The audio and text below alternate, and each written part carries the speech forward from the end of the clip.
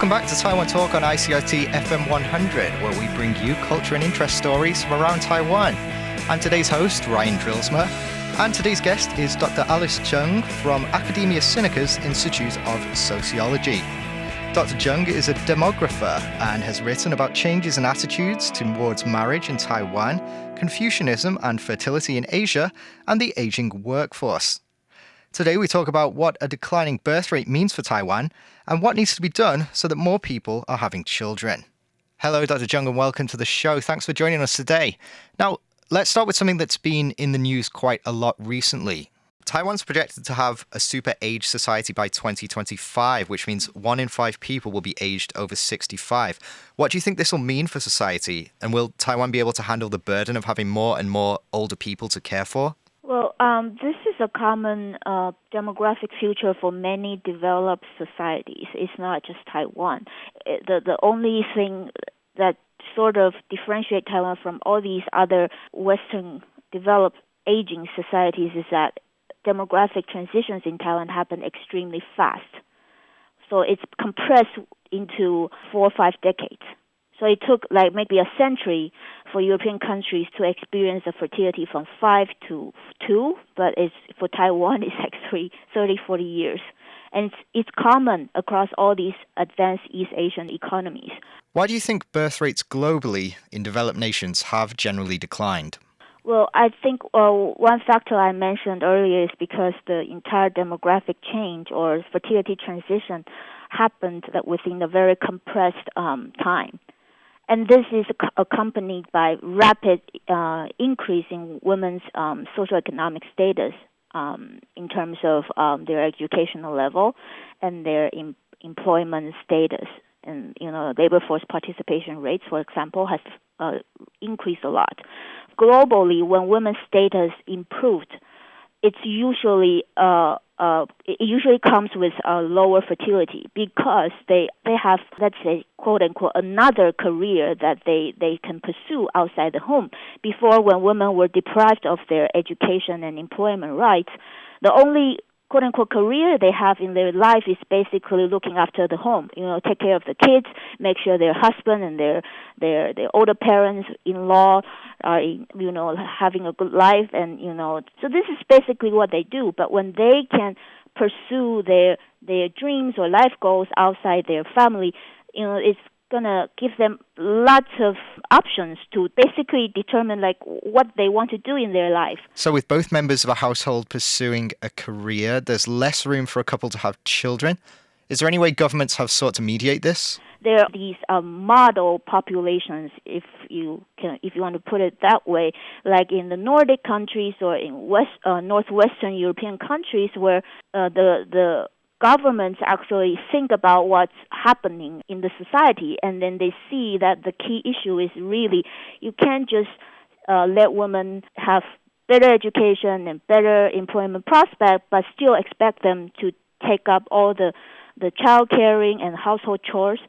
And so they act in different speed to meet their needs, to help them balance work and family. But this kind of governmental proactiveness it doesn't happen so quickly, and it's less than ideal to see what has been done in East Asian countries, largely because on the one hand, this entire region is has a collectivist culture. So people think that anything that happens within the family is the responsibilities of the family members. It's not really like government's responsibilities. This is like very new modern thinking, and it's influenced by a lot of the welfare state ideas from the West. And so take a look at Japan, Korea, and Taiwan. Any kind of pronatalist policies happened roughly 2 to 4 decades after period total fertility rate dropped below 2.1 children. So it's quite slow. And so it really takes them a long time to think what's going on and what we need to do. And still, even when they put forth all these new policies, you just look at Japan. They already have this angel plan kind of things that help women balance work and family. But what you see is that their fertility rate basically didn't improve at all. Why do you think this is? It's very difficult because there's another problem on the organizational culture side. All these big corporations and companies are even slower to adapt because in their mind they're thinking about optimize to optimize their profit. So letting your employee to take all these benefits only add to the total cost of your company and your enterprise. So there are many different things happening to sort of impede the effectiveness or the progress of government policies. And so you see that policy on the one hand is very slow, and on the other hand, people are nevertheless increasingly postpone their family plans to later and later ages. Now, I believe what you've pointed out in your research is the situation might not be as bad as it appears. Period fertility rates have definitely been slashed, but what you call the cohort fertility indicators haven't experienced as much of a change. For our listeners who don't know, the cohort fertility rate is the total number of children women from a specific year give birth to throughout their childbearing years. Whereas the fertility period rate, which we usually see, is how many children are born in a specific year. For some reason, it's rarely mentioned in Taiwan, and I think it's very bad, and it's not helping us to understand the entire situation in a more comprehensive way. But anyway, if you look at the cohort fertility rates, that's actually the real completed fertility levels for a real cohort of women. You see that it's also declining, but not in such a great scope as the period measure. And the good thing is that if you look at the cohort measure, you can actually disentangle whether women are actually having fewer kids, regardless of whether they are married or not, or part of the reason is because they are marrying. There are fewer people marrying. And the truth is, for at least the cohorts of women born in 1970 to 1974. They are nearing the end of their reproductive career. You see that for all the married women, they're having 2 kids on average. And so what kind of composition are these cohorts? So you basically see half of them, 50% or so, having 2 kids. And about a quarter of them having 3 or more kids. And so another 20% having only 1 kid, and 5% of them roughly, having no kids even after they got married. So it's not like the story you see on all these mass media where period total fertility rate is only 1 kid, so women in Taiwan only have 1 kid over their lifetime, and so all these Taiwanese kids now they're lone kids. They have no sibling. This is totally nonsense. What Dr. Cheng is saying is that it appears many less women are choosing to have children because they're delaying having children until they are older. This has created almost a gap that we're living through now as births are delayed. However, Dr. Cheng also says fewer marriages in recent times could be correlated with lower birth rates, although women choosing not to have kids if they don't get married could be down to cultural reasons. So what's driving down fertility is that for these 1970 or 74 cohorts, about 20% of them never got married. And this is another thing about the Confucian culture, because non-marital birth is still very much stigmatized. And it's just like how we used to call it bastardy, in the old days in Western countries. And so no one dared to do that. And then so even if you have a stable cohabiting partners, it's not likely to lead to childbirth. Dr. Cheng also says continuing family lineage is also important in East Asian culture, and older women are often discriminated against despite still being fertile, due to a prevailing belief that they are not. Dr. Cheng says this means there are huge cohorts of men competing for small cohorts of young women. Childbearing or continuing the family lineage is so important in the minds of parents and young people, especially young men who want to get married. They think, oh, this is that one reason why they want to get married. If they see like their future wife or daughter-in-law to be maybe have some fertility issues, this is not going to lead to marriage. So I also point out in my research that this also lead to the discrimination against women above their mid-30s, and so. But the thing is, women in the age range of mid-30s and above are coming from much larger birth cohorts. And I'm sure many of them are perfectly fertile, but they are at the same time discriminated against by this marriage culture that stress or emphasize so much the importance of reproduction.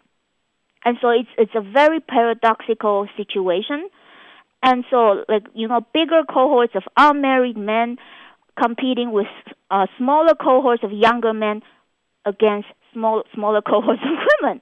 So this is the classical marriage squeeze situation in demography.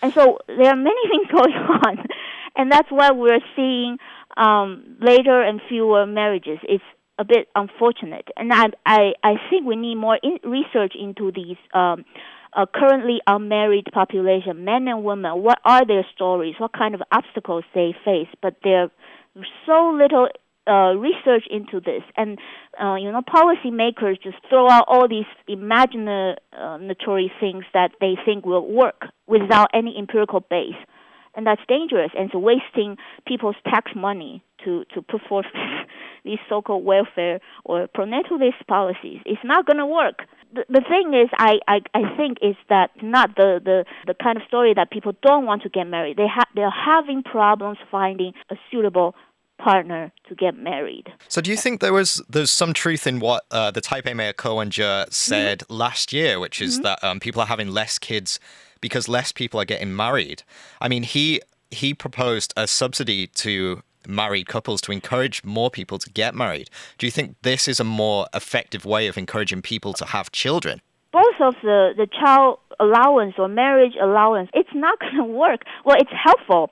Any kind of financial aid to parents or to people who have marriage plan is good, but it's not going to reverse the trend, because especially raising kids in Taiwan, at least among middle-class parents, is very expensive.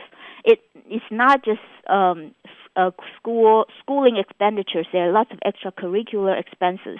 Now you see that in Taiwan and in many countries, there's this low-wage problems and precarious jobs among the younger generation. So economic readiness is getting longer and more difficult to attain. And so the only thing is people cannot really get married early, and that's just going to compress the time they have to have kids or to form families. And so I think there are many factors going into these issues, and for marriage, there's some kind of social threshold to get married. It's not just, oh, I love you, you love me, so let's get married. Get married. It's not just like that. It involves like parents from two families. And also parents from both sides have some kind of expectation, like what kind of financial readiness this man, or the ideal, some criteria for ideal daughter-in-law. They have all these different things, in their mind. So it's really not the same kind of a situation like in Western countries. Okay. Yeah. So one way we could perhaps encourage the government to make policy more friendly towards allowing people to have more children is to put more research into why people want to marry or why people don't want to marry, and the factors that are causing people to delay raising families. This is actually key, very key. And so across all East Asian societies, when you try to look at low fertility issues or the literature in English, the most researched country is probably Japan. And why? It's not because Japanese scholars write a lot in English. It's because there's a larger Western circle of scholars who are English speaking. They are interested in Japan. So they're looking into the situation in Japan. And Japan and Taiwan have some similarities, in this low fertility situation. And so you see that there's an emerging literature that's really looking into why women or even men stay unmarried, or for some Japanese men, like never not having a girlfriend for a long time, for more than a decade or something, in their early 40s or mid-40s, because they also are aware of the fact that this is key to why fertility stays so low. Thank you once again, Dr. Alice Cheng from Academia Sinica's Institute of Sociology for joining us on today's show. And thank you for listening. Don't forget, you can catch a new episode of Taiwan Talk on air every Monday. Hi, I'm Ryan Drilsma. And I'm Trevor Tortomasi. And we're the co-hosts of Taiwan Talk. You can catch our show on ICRT every Monday during the 8 a.m. and 7 p.m. newscasts. Or you can catch us on Apple Podcasts, SoundOn, or wherever you might usually find podcasts. New episodes are uploaded every Monday night.